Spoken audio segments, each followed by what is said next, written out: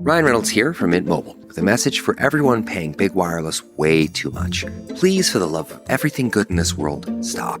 With Mint, you can get premium wireless for just $15 a month. Of course, if you enjoy overpaying, no judgments, but that's weird. Okay, one judgment. Anyway, give it a try at mintmobile.com/switch. Upfront payment of $45 for 3-month plan, equivalent to $15 per month required. Intro rate first 3 months only, then full price plan options available. Taxes and fees extra. See full terms at mintmobile.com.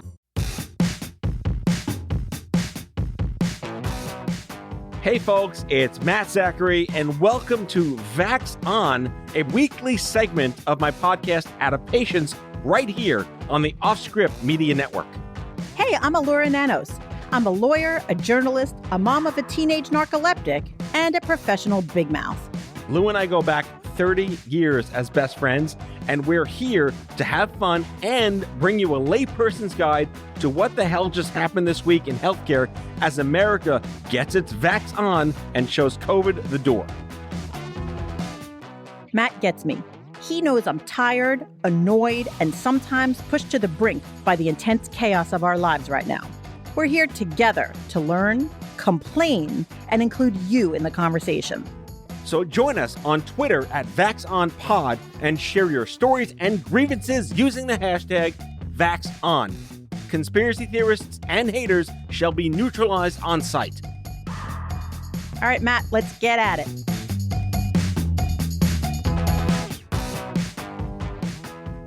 Matt, we're here and I'm so excited. And you are? Elura. Hi there. Is this like, we haven't done a show in person in a while. We haven't done a show in person in a while, and boy, is this one going to be a whopper. Really? It is. Tell me more. As promised, I have 2 very special guests with me today in studio for a very special episode of VAX On. You mean the people I'm looking at right now, but the listeners don't know they're in the room with us? Exactly. Okay. So we have with us Krishna Stone. She's the Director of Community Relations for Gay Men's Health Crisis. Hi, Krishna. Welcome aboard. Welcome to VAX On. And guess what? We have, as promised, the Ambassador of Good Health, virtual drum roll, Misinformation. It's me, Misinformation. I'm here. Thank you so much for coming. We're so excited to have you. And we have a lot to do, and we need to get to it. Thank you so much for having me. It's so exciting. Yay. This is just fantastic. Our listeners are going to just like their heads are exploding It's right amazing. now as we speak. So Misinformation is here through a partnership between FCB Health and Gay Men's Health Crisis. And we have lots to talk about what you're doing and why you're doing it and what kind of flair you're doing it with. Yes. So let's get to it. Okay. So Is it inappropriate to say I've never been this close to a drag queen and I feel great? Of course you feel great. Get closer, baby. I don't. No, I have. I've touched a drag queen. Yeah, I know. Well, you are a drag queen, I think, know. too. You are so. I am let's get into too. that. Hello? In spirit. Yes. Spirit, drag queen spirit. Yes. So Misinformation, in all seriousness, I really want you to tell us, what are you doing? What's your mission? And how are you doing it? Can you give us a little background? That's a great question. What is our mission? We basically combat the misinformation I see what you did there. of it all that we might see on the news or on social media. So we just combat that and raise awareness and bring people in to get excited about getting vaccinated. And this is specifically misinformation that is directed at COVID-19 and the COVID vaccine. Correct. What is this misinformation of which you speak? We've done this show so long, I have no idea what we're talking about. I know. For real. So I want to talk a little bit about what the need for dispelling misinformation is. You are specifically an ambassador to the LGBTQ community. And is there a reason why that community needs targeting? Well, yes. In my opinion, I feel that the LGBT plus community has, maybe not had the best experience with the medical field. You think? Oh, you think? Girl, hello. So, we just want to dispel all these myths that we hear. Once one rumor starts, it tumbleweaves and turns into something else. And then, things that are totally false, some people, if you're ill-informed, tend to take that as the truth. So that happens often. So we want to make sure that doesn't happen in our community. And, we've talked before a little bit on this show about how if you are a member of an often marginalized community, you can be more susceptible to misinformation and disinformation campaigns because you've already been in situations where you're kind of a very real victim of the establishment. It can be, if you're a member of, an often marginalized community, you might not know who to believe or what to do.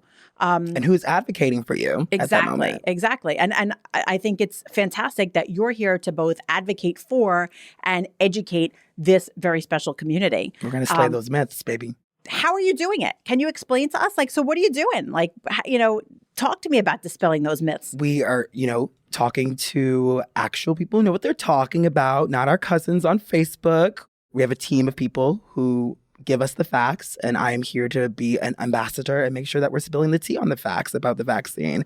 We're not going with things that we're just reading on Twitter. That's just word vomit. And, I think that what I really love about what you're doing is that as important as it is for people to get vaccinated, you're focusing not on, the general topic of just vaccines and how do we feel about them, but we're listen, there are facts and then there's bullshit. So let's talk about what's real and what's fake, and then you take that and you do with it what you will. Yes. And I think that that's so effective. And I try to do it with love and compassion. I'm not going to drag the girls. Not like me. I do it with bitchiness and impatience. That's called antithetical. Yeah, it is. I'm sorry. So I'm gonna look to misinformation as something of a life coach in this. Yes, in this segment. I got you, baby. Yeah. Everyone can be saved a little bit. Yeah, maybe. Can I nerd out for a second? Nerd out. Because I know we have one of the legacy, luminary, most extraordinary nonprofit organizations represented here. And as a nonprofiteer, I'll say an expatriated nonprofiteer who's been mingling in nonprofits for 20 years. I mean, genuflecting, we're not worthy. GMHC, they paved the way for what I wound up doing for the cancer community. Yeah. GMHC is the OG nonprofit, right? Yes. So I just all due respect, all Wayne and Garth not worthy stuff. Thank you so much for not just being here, but for taking on the mantle for this. I can imagine it was a massive decision on the part of leadership we're going to dive into this. I think it was a very clear, decision. It was not a hard decision. It's just, we knew we had to do this, because GMHC, grew from disaster. When in the 80s, when gay men were dying of AIDS. And so in August of 81, our 6 founders and their supporters gathered in Larry Kramer, the late Larry Kramer's living room, and because they knew they had to do something. And that is a very natural response to disasters, when people gather to figure out what to do. What can we do? That is a very natural, it's a very organic and courageous moment in someone's life to say, I have to do something. I have to fight AIDS. I have to fight homophobia, transphobia, racism, and the list goes on. So being of service is very much a part of my life. I grew up in a home where service was important, especially since my parents grew through the civil rights movement, and, volunteering was essential. And then I connected to women's rights movement and LGBTQ plus rights movement. So I started as a volunteer in 1986 because my friends and colleagues were dying. And I had to do something. And so I started volunteering at GMHC, and then I got hired in 1993. It's the Margaret Mead story, the consummate Margaret Mead story. I'm just I don't know, if they're nonprofit fanboying, is that a thing? Yes. Yeah, if there is anything that's worthy of it, I think it is. Yes. It is long-term nonprofit work. Tell me a little bit about, you talked about the birth of gay men's health crisis, and it grew out of, a crisis. And when COVID-19 happened, was it that same feeling oh shit, it's another huge bomb that just dropped and we have to do something? That's right. So when, in mid-March of 2020, we actually had to shut down our offices. However, we knew we couldn't close. That was not an option. So we pivoted to providing services and programs remotely. However, we also, instead of having the meals program where our clients would come for lunches and then on Friday for dinner, we packed and handed out bags of groceries. And that has been a constant for us since then. The other thing about GMHC is that from the very beginning, we understood that it was important to provide education and awareness without shaming people and without being judgmental. So in July of 2020, we partnered with two entertainment promoters, Daniel Nardicchio and Taylor Schubert, and they do work in the Pines as well as all over the city. So they worked with us to create COVID destroyers. So we had drag queens. That's awesome. And This is only awesome. dancers, and we would go out to where the ferries arrive and hand out, face masks, hand sanitizer, and also a guide from the Department of Health on safer sex in the time of COVID-19. I did see that. Oh, And Same. I remember because it actually made the rounds around the internet, and I just remember like hanging with my mom friends, being like, "These people are freaking brilliant!" Like, the health department nailed it. Oh my god, Yeah. it was so good. I remember being like, "Whose job is it to write this stuff?" Because it's fantastic. Yeah. What I want to ask is, so I mean, obviously, this is such an important initiative. You're doing such important work, both of you. What is it about drag queens that's just different, that delivers a message just differently? That's a question that answers itself. No. I mean, like, all the right why, reasons. I guess the question is, why does it work? Why does delivering the message through the vehicle of a drag queen, why is that more effective? I think drag queens are for the people and of the people, and we bring light and laughter and we perform, and we're all about making sure our audience and our community is seen and feeling a connection emotionally. So I think it makes sense for a drag queen to promote and educate people on this issue. Yeah, I think you're very right about that. And I feel like when I tried to explain to like my friends, where am I going today? And I was busy and running out of the house, and I was like, well, I'm going to do this podcast with COVID and the vaccine and a drag queen. And they were like, what? Honey. Like, that doesn't fit together. Oh, but it does. But it does. But Honey. it does. Yeah, does. it actually very much fits together. I think that drag queens are healers. I really do. I think that they're teachers, they're healers, they're entertainers. It's a multi-layered experience of being in the presence of drag queens because they make life accessible. Like we lean to you and you lean to us while you're performing, while you're talking, while you're advocating.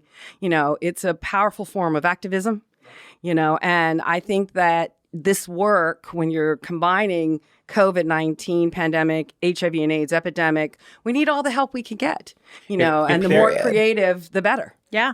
If there's a upper 10% on the bell curve of joy, all the drag queens are there. That's a really important point, that when we're dealing with difficult issues, COVID-19 is a difficult issue for everyone, for our whole world.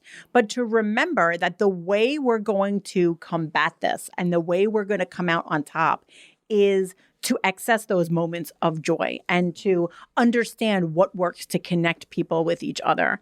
And I'm so thrilled to see that both FCB Health and GMHC came together to give us all this gift that is misinformation.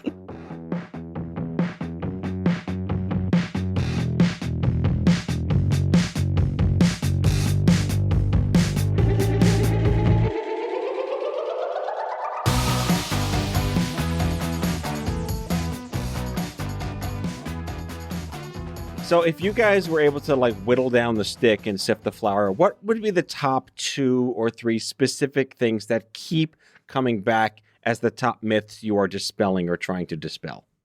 That vaccines don't work. That's like number one. That's number one. 100%. And that connects to the mistrust of medical providers, which is not new, that you could die from it. Well, and that it's more harmful. Wait, die from the vaccine? That I've heard that. And that also, I was reminded of how back in the early years of the HIV and AIDS epidemic, there was misinformation about the first drug, AZT. And did AZT kill people? Did they die of AIDS because of AZT or because of this leader or this leader? And so it's like we're repeating history again around the despair and the need to spread misinformation in order to feel powerful or to combat fear or whatever is going on. Can you imagine how much worse it would have been if there was Twitter back then? Oh my gosh. You were blessed to not have Twitter. Yeah, we really were. Yeah, yeah. And that's what also is perpetuating the myths, as misinformation said. It's like it's even harder to catch up with all this, the gossip, the misinformation, the inaccuracies, the fear because of social media, the internet. It spreads like wildfire, Yeah. and we trust a lot of people close to us, Yeah. so we expect what they're saying to be the truth, because why would they lie to us or why would they give us misinformation? But it happens. It Sure. definitely. Telephone, rumors. Right. Even when people have good intentions, we often see that bullshit information just travels like, so fast. And, the person ultimately receiving it, has no way of realizing that the origin was, something completely not trustworthy because it came to them from a source that they trust. And it sucks because I think as you're saying this, I'm thinking about journalism and the news. And, if you study journalism, you're supposed to give the hard facts and be objective, but we're not seeing that even in the news right now. So the news is continuously giving us misinformation as well. And honey, that's not it. Right. I mean, you're right. And what you have is like all different places and, who's got what agenda and it becomes Right very versus overwhelming. Yeah. And it's kind of like it's difficult to find the time to sort through the bullshit to find what's real, which is why I love your whole platform to say, like, listen, I'm here to tell you what's real. And it doesn't even sound like you're going beyond that. It's like, I'm going to give you the facts, and the facts speak for themselves in this. And I think that's just so important. Speaking of facts, misinformation, and Krishna, I don't know if you guys know one of the things that we do here on VAX On, but we have a partnership with an organization called Sermo, which is a social media platform exclusively for physicians. And it is a worldwide platform with 1.3 million doctors that belong to it. And we have a partnership with Sermo that allows us to poll their participants, poll their doctors, ask questions, and then get the data back about what these doctors say. And it's often really interesting, especially because the doctors are not even just US doctors, they're across the world. And sometimes it's just nice to know, like, is this something that doctors themselves are split on? Is this something that doctors are unified on? And like, what do you think, to get a kind of landscape for how things go? So each week we share a Sermo poll in what we call our Sermoment. Sermoment. So Hit that note. yeah. In preparation for you ladies to come in the studio, we asked questions that relate to your mission, misinformation. And here's what we asked to doctors. Have your LGBTQ plus patients gotten vaccinated at a lower rate than other patients? And 21% said, yes, their LGBTQ patients are getting vaccinated at a lower rate. 7% said, no, they're getting vaccinated more than other patients. The majority, 71% of the doctors, reported that they have not observed any meaningful difference in vaccination rates between the LGBTQ plus community and the rest of the general public. I like that Interesting. stat. That's good. Yeah, that is good. I actually, if you had asked me just as a person walking down the street, I would have said, yeah, that community is probably vaccinated more than everybody else. And it also depends on where you Yeah. live. Yes. So if it's in, Eastern Europe or Africa or other parts, there may be, Yeah, less we don't folks. have that Yeah. granularity Yes. to this. Oh, This okay. is more of a So- generic global, I poll. am interested to hear, though, so Krishna, this is really probably your area of expertise. What is your sense of the need to specifically identify this community as needing to have misinformation dispelled? Is there a special need for this community, or is it just that they're especially easy to reach? I think that it's important to reach the LGBTQ plus community, especially folks, Black and brown people in particular, because of the history of discrimination, stigma, violence, and all of these obstacles that can prevent LGBTQ plus people from accessing healthcare and being treated well with medical providers. So it makes sense to me that this campaign is targeting or focused on LGBTQ plus people. Let me respond to that, because question 2 basically validates everything you just said. Question 2 was, if the doctors, why do you think LGBTQ are getting vaccinated at a lower rate? And 28% said misinformation. Hey, Who I'm staring at not right me. now. It's not me. Not her. It's not me, girl. Not her.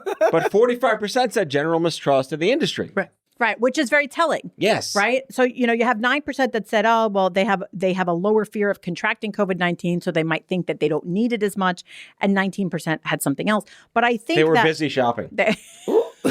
All right. Okay, then. But I think but the number that is, I think, really telling there is 45% said these doctors know that members of the LGBTQ plus community have a reason to distrust the general medical industry. And that's not surprising for any marginalized community, any community that's been victimized, particularly by, large institutions in the past. But what's surprising about it is that the medical community is woke to that. They're trying. I was hopefully. They're At trying. least doctors that use Sermo are woke. The Sermo doctors seem to be woke that was to going to that. be my inquiry. Right. Yeah. Thank you. Like, Is it a sorry. skewed sample? Yeah. Are Sermo docs extra woke? There's more than 1.3 million point. doctors in the world. Right. But the other element, too, is that gay and bisexual men of color, as well as transgender women of color, are still disproportionately impacted by HIV and AIDS.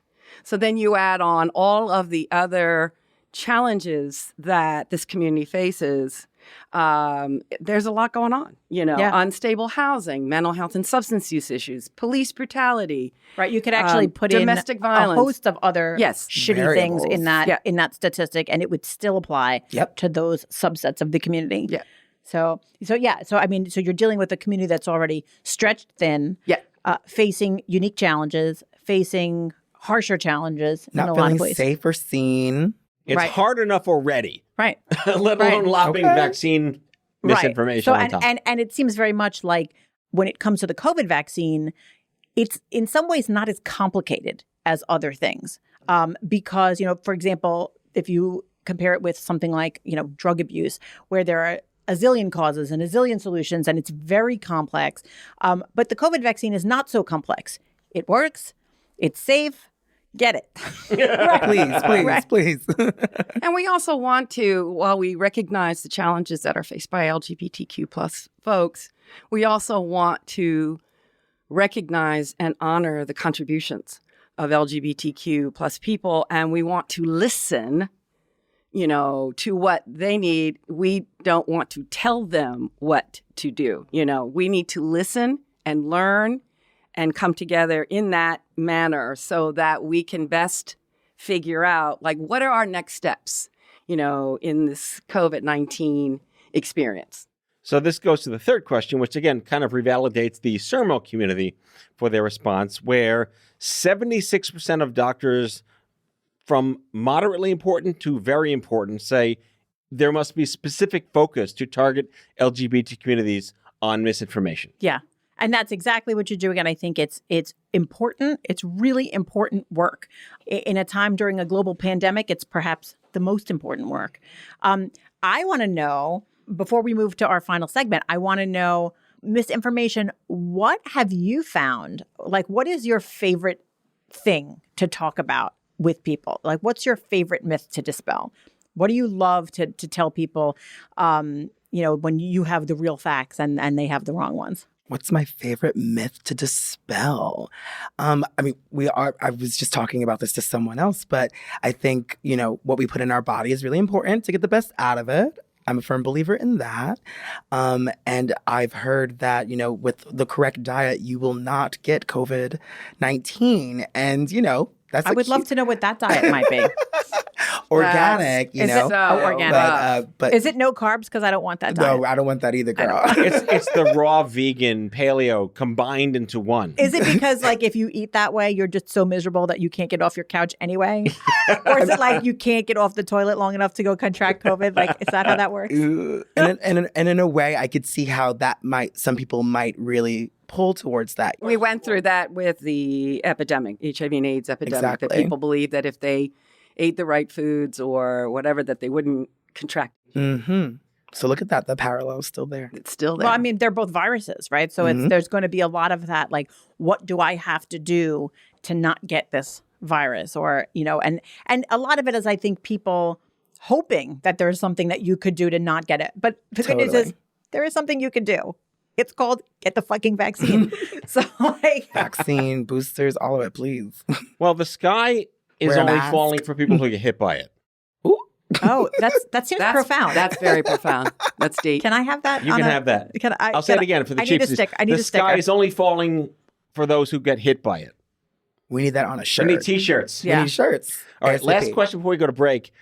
Do you have any one particular gestalt aha moment where you saw somebody's eyes open wide and say, yes, you've changed my mind. I'm getting the shot. When I talk to people about the COVID-19 vaccine, I just try to create a safe space for them to hear me and let them know that they are safe, and, so they can ask questions. And what I've noticed is that when I think I'm reaching someone, they kind of exhale. Mm-hmm. And they're like, oh, okay. And then it's like, now I can hear you. Now I think I'm able to move through this process to get a vaccine. I think what's really important is asking questions. So I think in your way of doing it was exactly what they needed to hear. We don't want to be attacked or have things thrown at us. Maybe it's not always the best thing to have statistics thrown at you in order to get a result. Statistics never change anybody's mind usually, so right? I think the best way, even in like having a debate with someone, just ask questions, ask the right questions, have empathy. And you don't have to spill the tea whether or not you're getting vaccinated with me, but I've totally seen people change their demeanor. There are people who are not vaccinated and they almost seem proud about it. Like, why would I do that? Then you ask. They're like above it. Yeah. And then you ask questions and you find out there's other things at hand, Oh, yeah. It's multi-layered. Exactly. Always. Multi-layered experience of why people come to that decision of not getting vaccinated. And it takes a little bit more of a dialogue to try to reach that person to say, this is not working for you, honey. My roommate made a parallel about this with HIV status or STI status, and I was really curious and confused. But he said that he just assumes that everyone has it. You just have to assume that everyone has COVID or HIV or an STI. So what I think is helpful is talking about your status. And now I'm talking about COVID. So to openly talk about that and having those discussions and making it relatable. Right, to say, like, I've chosen to get vaccinated and here's why. Why, and this is, how you felt. Yeah. And I think that makes it relatable and personal. And we can't really debate those experiences. Right, because it's our own experiences. I think Period. that's a great point. It really is. And there's so much stigma still connected to people living with HIV, and there's, and certainly stigma attached to people who've experienced COVID-19. And so to be able to say courageously, a person says, I'm HIV positive, and I also got the vaccine, and it's just like, oh, wow. Okay. Yeah. Oh, right. I think it's time to take a break. Yep. Let's go make some money with some ads, girl.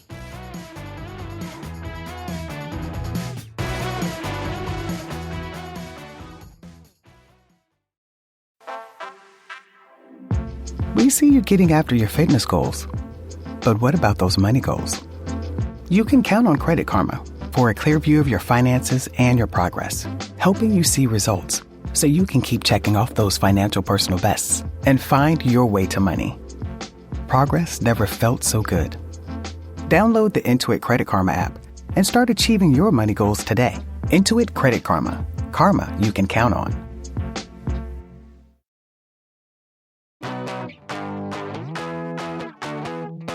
Okay, we're back. And for our last segment, I had to share this story with you guys because I thought it was hilarious.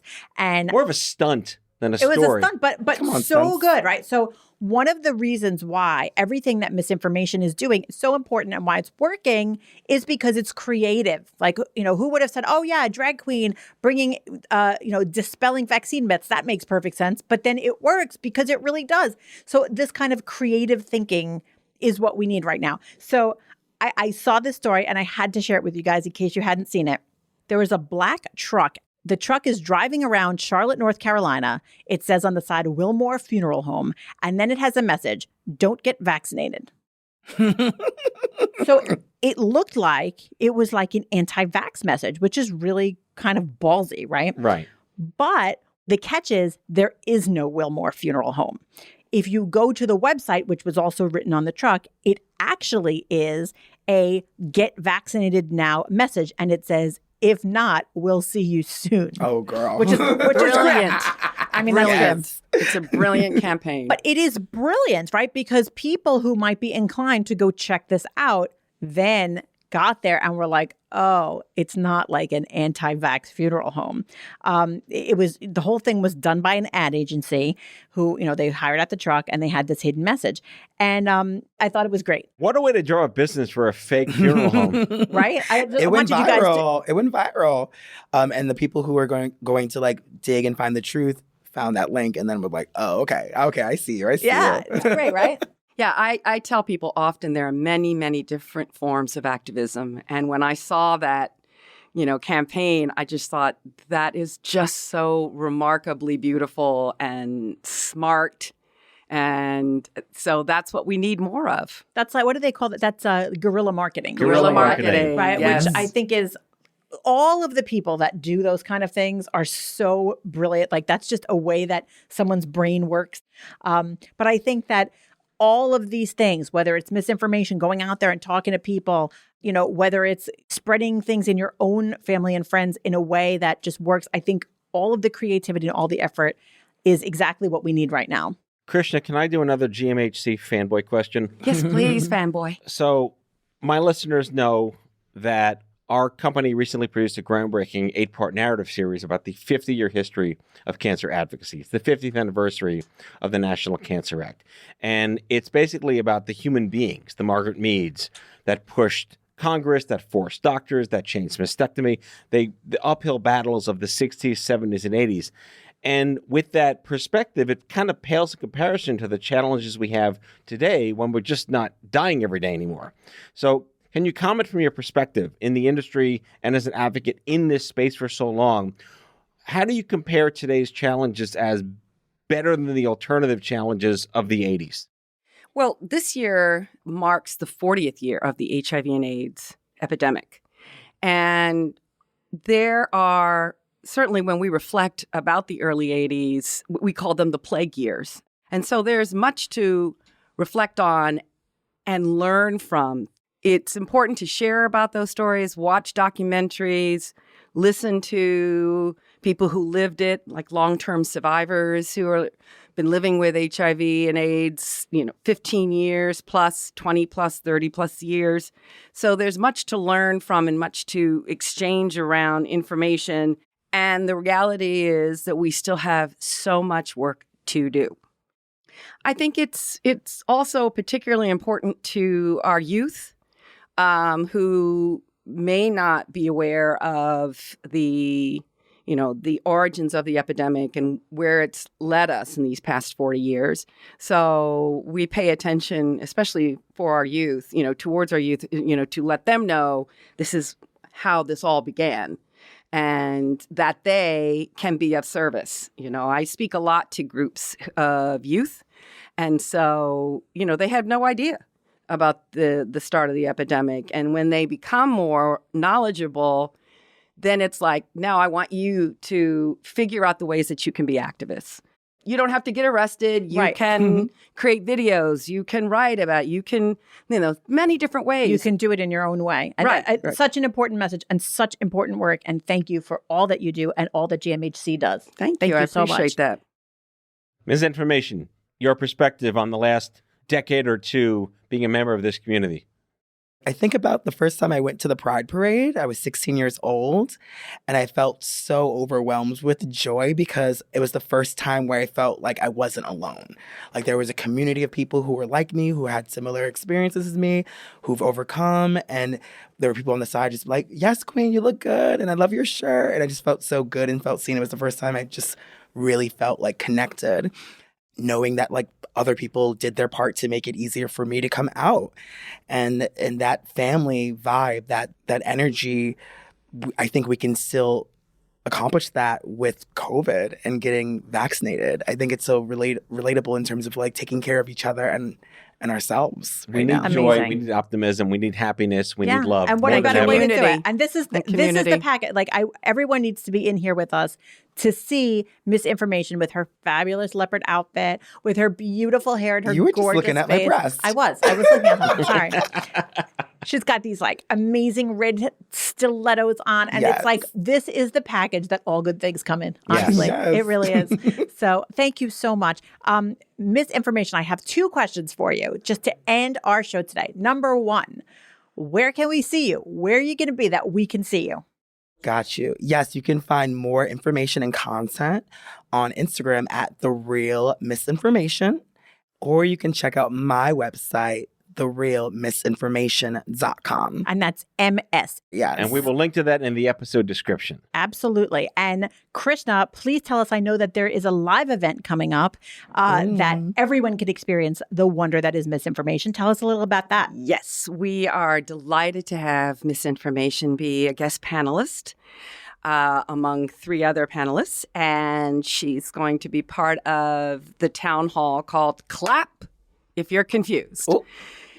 A virtual town hall on what now, what's next in the time of COVID-19. So we have Misinformation, we have an epidemiologist, a therapist, a journalist, and I'm going to be the moderator. And so we're going to continue to sort out misinformation. We will talk about resources. We will talk about our experiences during this time of COVID-19 and how we can support each other. You know, COVID-19 is going to be with us for a while. So the more that we can join together and have brave and fabulous and honest conversations, the better. That sounds awesome. And where can people access that if they'd like to attend? So the town hall, the virtual town hall will be on Thursday, October 7th, 4 to 5:30. The information is on the website, gmhc.org. It's also on GMHC's Facebook page, Twitter, and Instagram. I think the moral of the story today is get the fucking vaccine. Please. Well, thank you so much, Krishna Stone from GMHC. Thank you. Thanks to FCB Health. Thank you to Gay Men's Health Crisis. Thank you to Matthew Zachary. And most of all, thank you to our very special guest, Misinformation. Will you come back again and call into the show sometimes and just check up on us? Yes, Queen, I would love that. Bring me back. Bring me back. Thank you so much. This was really wonderful. Goodbye, everyone. Mwah. Slay safe. That's all for today, folks. If you like today's show, the conversation continues on Twitter at VAX ON Pod. That's VAXON Pod. Be sure to subscribe, leave a review, and tell all your friends to listen. VAX ON is a product of Offscript Media. Our executive producers are Matthew Zachary and Elura Nanos. Our senior producers are Brianna Seeley and Andrew McDowell. It is mixed and edited by Brianna Seeley. Our theme music is by Chair Model. For advertising and media inquiries, email media@offscript.com. Hit us up at contact@offscript.com to share comments, feedback, and make recommendations. For more information, visit offscript.com.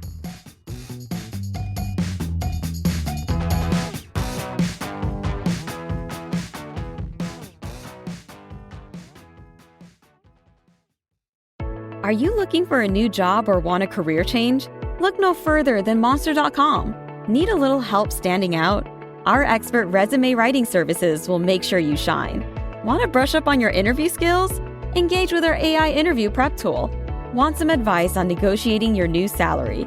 Visit our salary tools and extensive library of career advice articles, and you'll have all the tips and tricks you'll need to succeed. Visit Monster.com today and take the first step towards your career. Monster.com. Find your right job fit.